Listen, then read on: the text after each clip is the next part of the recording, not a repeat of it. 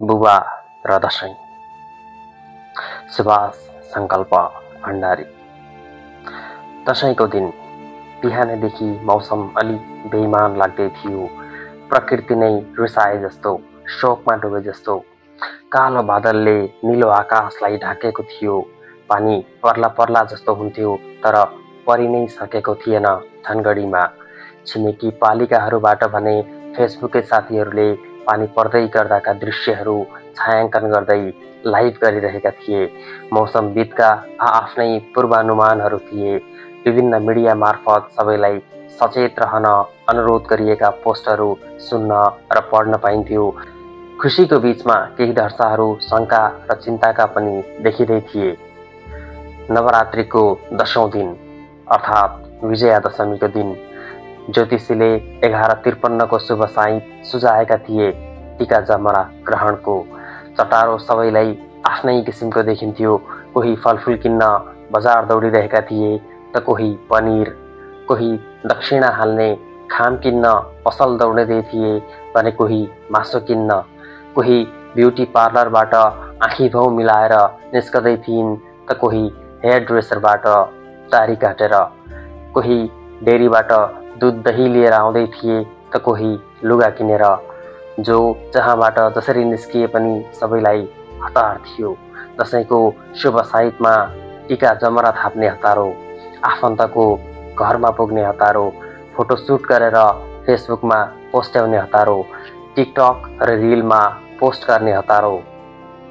कसैलाई ससुराले जाने हतारो थियो त कसैलाई मामाघर, कसैलाई माइत जान हतारो थियो त कसैलाई ठुलोबुबाको घर, कसैलाई कन्छीका घर पुग्ने हतारो थियो त कसैलाई पुसाइका। सडकमा देखा पर्ने प्रत्येक मनुवा हतारमै देखिन्थे। कोहीसँग कसैको बोल्ने समय थिएन। सबैका नजर घडी र आकाशमा थियो। सायद सबैको प्रार्थना एउटै थियो, आजको मौसम सफा भइदियोस्, निष्फिक्री पिउसभरि टीका थाप्न पाइयोस्। तर मलाई भने आज कुनै हतार थिएन। न त कहीँ जानु थियो न त केही गर्नु नै। सायद जिन्दगीकै सबैभन्दा फुर्सदिलो दिन थियो आजको। सानो छोरी सुरभिलाई काखीमा च्यापेर घरि बरन्डामा गएर सडकतिर नजर दौडाउँथे, घरि कोठातिर आएर टिभी अन गर्दै समाचार सुन्थे, घरि मोबाइलको स्क्रिनमा मुहार पुस्तिका चलाउँथे त घरि टिकटक। न कुनै योजना थियो आजको, न कुनै समय तालिका। छिमेकी घरबाट आएको शङ्खध्वनिले म झस्याङ्ग भए। बुवाको नित्य कर्म हुन्थ्यो बिहान 4 बजे उठ्ने, पूजा कोठा गएर शङ्खध्वनिसँगै पूजा आरम्भ गर्ने। 1-2 घण्टासम्म उहाँको पूजामै बित्थ्यो दैनिकी। उहाँको शङ्खध्वनिले हामीलाई मात्र होइन छरछिमेकीलाई समेत बिउजाउँथ्यो। मोबाइलको अलार्मको कुनै जरुरी हुँदैनथ्यो। बुवाले छोडेर गएको पनि आज ठ्याक्कै 5.5 महिना भइसकेछ। हामी शोकमा थियौँ यसपालि। सामुन्नेको भित्तामा बुवाको फ्रेमभित्र कैद गरिएको तस्बिर छ। पोहोर साल दशैंको परिवेशमा खिचिएको थियो त्यो फोटो। दौरा सुरुवाल माथि कालो कोट, शिरमा ढाका टोपी, निधारमा रातो टीका र अक्षता, कानमा पहेँला जमरा, आँखामा मोटो फ्रेमवाला पावर चस्मा। हेरिरहे एकटक भित्तामा। बुबाले पनि मलाई हेरिरहनु भयो। मन अमिलो भएर आयो। यसपटकको दशैंमा बुवा भौतिक रूपमा निवास हुनुहुन्थेन, तर उहाँसँगका यादहरू, स्मरणहरू हाम्रो मानसपटलमा ताजै थिए। चलचित्रको रिल झैँ फनी घुम्दै थिए। बाल्यकालदेखिका यादहरू सलबलाउँदै थिए। यो नै पहिलो पटक थियो क्यालेन्डरमा दशैं आउँदा पनि हाम्रो घरमा न त दशैं थियो न त बुवा नै। नियास्रो लागेर आयो, मन भारी भएर आयो। सम्हाल्दै पनि आँखाका डिलबाट 2 थोपा आँसु ओठसम्मै पुगिसकेछन्। मैले जान्ने भएदेखि बुवा बिनाको दशैं अहिलेसम्म याद छैन। म नजन्मिँदै बुवाले दिपायलमा स्टेसनरीको पसल सञ्चालन गर्नुभएको थियो। त्यसकारण पनि मेरा बाल्यकालीन दिनहरू बुवाको निकटमा बित्न पाएनन्। वर्षको कहिलेकाहीँ मात्र घर आउनुहुन्थ्यो। दिपायल र गडसेराको पैदल दूरी लगभग 6-7 घण्टाको हुन्थ्यो। सञ्चारका कुनै साधन थिएनन् त्यो बखत। खबर आदान प्रदान गर्ने मुख्य साधन चिठी पत्र हुन्थे।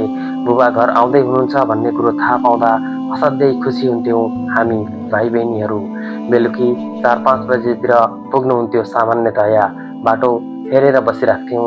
चक्लेट ल्याउनुहुन्थ्यो, बिस्कुट ल्याउनुहुन्थ्यो, पिपलीमेट र नरिवल ल्याउनुहुन्थ्यो, राम्रा राम्रा काफी र डटपेन ल्याउनुहुन्थ्यो।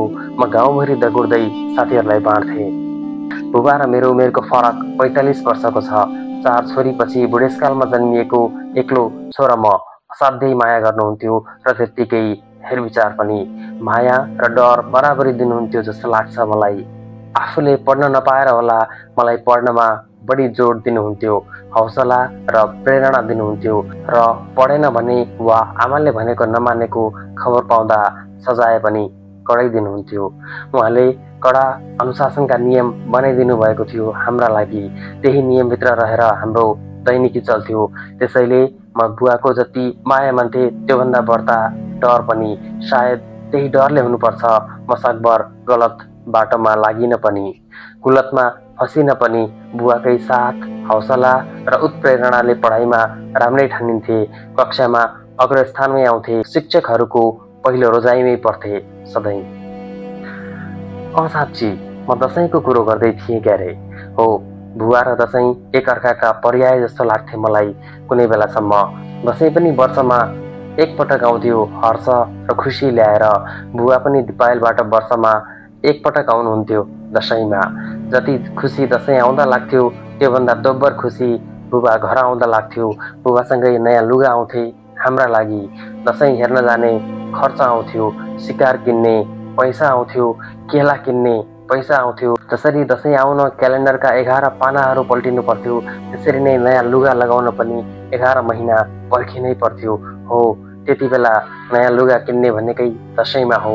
त्यसकारण नयाँ लुगा जुत्ता पाउन दसैँ आउनै पर्थ्यो र दसैँसँगै बुवा पनि घर आउनु पर्थ्यो। यो मेरो मात्र बुवाको कथा थिएन, धेरैका बुवाहरूको अवस्था पनि यस्तै थियो। दसैँ आएर मात्र पुग्दैन थियो, बुवा पनि पुग्नै पर्थ्यो।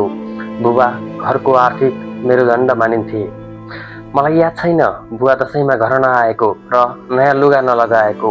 नयाँ लुगामा मिठो बास्ना पनि आउँथ्यो, जसरी धरतीमा मिठो सुगन्ध आउँछ शरतकालीन। त्यही मिठो बास्ना सुगाउन नयाँ लुगा लगाएर दौतरीहरूका घर घर पुग्थे र खुसी साँट्थे। बाल्यकालका धेरै वर्षहरूमा अधिकांश महिनाहरू बुवाको साथ बिनै बितेका छन् मेरा। अर्थात् वर्षको केही दिन मात्र हामी बुवासँग हुन पाउँथ्यौँ। अधिकांश समय बुवा व्यापार गर्न दिपायलमै बस्नुहुन्थ्यो। केदार पुस्तक नामको स्टेसनरी पसल थियो। करिब 35 वर्ष दिपायलमै बस्नुभयो। त्यसकारण बुवा घर आउन पाउनुहुन्न थियो। दसैँमा भने 1 हप्ता जति पसल बन्द गरेर आउनुहुन्थ्यो। तिहारमा उतै बस्नुहुन्थ्यो। प्रायजसो सिलगढी फुपू हुनुहुन्थ्यो, उतै टिका थाप्नुहुन्थ्यो। सप्तमी वा अष्टमीको दिन बुवा घर पुग्नुहुन्थ्यो। बुवा पुगेसँगै घरमा खुसियाली छाउँथ्यो। बुबाले ल्याएका मिठाई बाँड्थे साथीहरूलाई। गाउँमा उहाँ धेरैको नातामा जेठो हुनुहुन्थ्यो। त्यसैले गाउँका धेरैजसो आफन्तहरू हाम्रै घरमा टिका थाप्न आउनुहुन्थ्यो। घनश्याम काका र हाम्रो आँगन जोडिएको थियो। दुवै परिवार एउटै आँगनमा बसेर टिका जमरा लगाउँथ्यौँ। हाम्रो घरभन्दा अलि माथि केदार भागेश्वर देवताको भडार छ, जसलाई हामी देउखला भन्छौँ। गाउँलेहरू सबजना देउखलामा जम्मा हुन्थ्यौँ। पुजारी दाइ आउनुहुन्थ्यो। अग्रजबाट टिका जमरा थाप्थ्यौँ।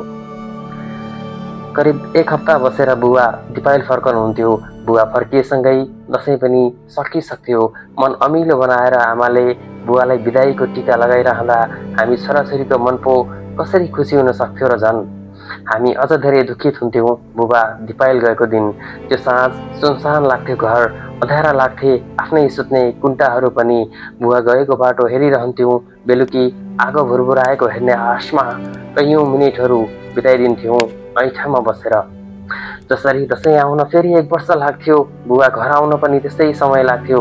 गाउँमा धेरैका बुवाहरू घरमै हुन्थे, अर्थात् उनीहरूका बुवाहरू व्यापार गर्न वा रोजगारीको लागि घर छोडेर गएका थिएनन्। उनीहरूका बुवाहरू 52 हप्ता उनीहरूकै साथ हुन्थे, घरमै हुन्थे। दुःख सुखमा साथसाथै हुन्थे। तर मेरा बुबा 52 हप्तामा 51 हप्ता घर बाहिर हुन्थे। एक मनले भन्थ्यो मेरा बुवा पनि 52 हप्ता घरमै भइदिएको भए। तर त्यो सम्भव थिएन। बुवाको लागि व्यापार हेर्ने अर्को कोही थिएन त्यो बखत। घर परिवार छोराछोरी छोडेर व्यापार गरेर हाम्रो खर्च चलाउनु उहाँको बाध्यता थियो। जुन कुरा मेरो अबोध बाल मस्तिष्कले धेरै पछि मात्र बुझ्न सक्यो। एसएलसी उत्तीर्ण गरे पश्चात धनगढी झरियो सपरिवार। बुबाको पर्खाइ उस्तै रह्यो तराई झर्दा पनि। तराई झरेको 1 दशकसम्म बुबा र दसैँ उस्तै रहे। फेरि पनि वर्षको एकपटक आउने। बरु दसैँ 15 दिनसम्म चल्थ्यो। बुवाको बसाइ 10 दिन पनि हुन्न थियो। 62 सालमा आमाको असामयिक निधन भयो। त्यो वर्ष हामी शोकमा थियौँ। दसैँ भएन। बुबा घर आउनु भएन दसैँमा। बरु मनै दिपायल गएर बसे त्यो बखत। त्यसपछिका वर्षहरूमा दसैँ बार्नुपर्ने कुनै कारण देखिएनन्। 71 सालदेखि बुवाले दिपायलबाट बिदा भाग्नुभयो। बुढ्यौलीको कारण पसलमा बस्न सक्नु भएन। त्यहाँदेखि माइला बुवाको छोरा नवराज दाजुले निरन्तरता दिइरहनु भएको छ केदार पुस्तक भण्डार। धनगढीमा हाम्रो परिवार ठुलो छ। बुवाका 3 भाइ, 3 भाइका हामी 5 छोराहरू र 8 छोरीहरू सब धनगढीमै छौँ। आफ्नै परिवारका सदस्यहरू पनि धेरै छौँ। घरसेराबाट बसाइ सरेर आएका धेरै गाउँलेहरू धनगढीमै हुनुहुन्छ। त्यसकारण पनि दसैँमा टिका जमरा थाप्न आउनेको भिड नै हुन्थ्यो हाम्रो घरमा। मेरा बुवा आफ्ना भाइहरूमध्ये जेठो। गाउँमा पनि उमेरले र नाताले धेरैको अग्रज हुनुहुन्थ्यो। इष्टमित्र, चेलीबेटी र गाउँलेहरूको भिडभाड दसैँको दिनदेखि पूर्णिमासम्म उस्तै हुन्थ्यो। रमाइलो हुन्थ्यो। दसैँमा टिका थाप्ने 5 दिन बितेको पत्तै हुन्थेन। बुवालाई थोर बहुत धर्म संस्कृतिको ज्ञान थियो, थोर बहुत धार्मिक इतिहासको। केही रुचि सामाजिक कार्यमा थियो त केही रुचि धार्मिक तथा शैक्षिक विकासमा। त्यसैले पनि दसैँको टिका जमरा थाप्ने बहानामा बुवासँग धेरैका यिनै विविध विषयमा गफ हुन्थे, बहस हुन्थे। घन्टौँ बितेको पत्तो हुन्थेन। युवादेखि वयोवृद्ध व्यक्तित्वहरू आइरहन्थे घरमा। दसैँको परिवेशमा धेरै व्यक्तिहरूसँग भेटघाट हुन्थ्यो, बातचित हुन्थ्यो। उहाँहरूका गफमा म पनि मिसिन्थे, केही सुन्थे, केही बुझ्थे। तर आज घरमा सुनसान छ, सन्नाटा छाएको छ। बुवाको अनुपस्थिति मेरो लागि असह्य पीडा बनेको छ। यसपालि दसैँ मनाउन पाइएन। आउँदो वर्ष मनाउँछौँ। तर बुवा हुँदाको दसैँ अब कहिल्यै फर्कने छैन। उहाँको हातबाट टिका जमरा लगाएर यतिका वर्ष दसैँ मनाउँथ्यौँ। अब त्यो पल सदाका लागि अन्त्य भएको छ। अब बुवा र दसैँ एक अर्काका पर्याय रहेनन्। क्यालेन्डरका पाना फेरिपछि हरेक वर्ष दसैँ त आउनेछ। तर मेरो बुवा कहिल्यै फर्केर आउनुहुने छैन। उहाँ मात्र जानु भएन, उहाँसँगै धेरै कुरा जानेछन्। उहाँको हातबाट टिका जमरा थाप्न आउने आफन्तजन घट्दै जानेछन्। छोरीबेटी घट्नेछन्। उहाँसँग ज्ञान लिन आउने शुभचिन्तक घट्नेछन्। पहाडका देवी देवता पुज्ने विषयमा हुने गफ र भेला घट्नेछन्। अब सल्लाह र सुझाव लिन आउने आफन्तहरू घट्नेछन्। ढोक दिएर आशीर्वाद माग्दै हरखबरी बुझ्न आउने आफन्त घट्नेछन्। हो, बुवाको निधनपछि अब हाम्रो घरमा दसैँको 5 दिन पहिले जस्तो भिड देखिने छैन। सुनसान हुनेछ आँगन। रुल्ला टुल्ल हुनेछौँ हामी छोरा बुहारी र नातिनीहरू। अमिलो मन बनाउनेछन् माइती आएका छोरीहरू। दसैँ अबका केही वर्ष दसैँ जस्तो लाग्ने छैन। धेरै कुराहरू मिस गर्नेछौँ दसैँमा। नवरात्रिमा बिहान सबैले उठेर दुर्गा माताको पाठ गरेको सुन्न पाउने छैनौँ। शङ्ख ध्वनि सुन्न पाउने छैनौँ। हामीलाई धार्मिक संस्कारमा लाग्न उत्प्रेरित गर्ने घरको नियो पाउने छैनौँ। अझ सबभन्दा दुःखद कुरो त मेरो निधारमा पहिलो टिको लगाएर आशीर्वाद दिने मेरा पिताजीलाई अब कुनै पनि दसैँमा म पाउने छैन। कोही मान्छे आफूसँगै हुँदा उसको यति महत्त्व थाहा नहुँदो रहेछ। जब उहाँ भौतिक रूपमा आफू माझ हुनुहुन्न तब धेरै कुराको अभाव खड्किने रहेछ। हो, यस्तै महसुस गर्दैछु म आजभोलि। बुवा हामी माझ हुँदा उहाँले भनेका कतिपय कुराहरू त्यो बखत अर्थहीन लाग्थे। महत्त्व दिँदैनथ्यौँ, सुने नसुने गर्थ्यौँ। तर आजभोलि उहाँले भनेका धेरै कुराहरू महत्त्वपूर्ण लाग्दैछन्। पछुतो यस अर्थमा लाग्दैछ कि किन मैले बुवासँग धेरै समय बिताएन, किन उहाँले भनेका तमाम कुराहरू सङ्कलन गरेर राखेन। दसैँमा टिका लाउँदा कतातिर बस्ने, कुन बार कता दिशा हुन्छ, कता फर्किएर टिका थाप्ने, कहिले देलीबालो लगाउने, कहिले नौ गर्ने, जमरा सेलाउने कति बेला, दसैँसँग जोडिएका यस्ता तमाम हाम्रा मूल्य मान्यताका उत्तरहरू खोज्न अब मलाई मुस्किल पर्नेछ, किनकि बुबा हुनुहुन्न अब हामी माझ। दसैँको दिन आफन्तकोमा टिका थाप्न जाँदा मैले मूल ढोकामै ठुलो ताल चलाउनु पर्नेछ अब, किनकि बुबा हुनुहुन्न अब घर उज्यालो पार्ने।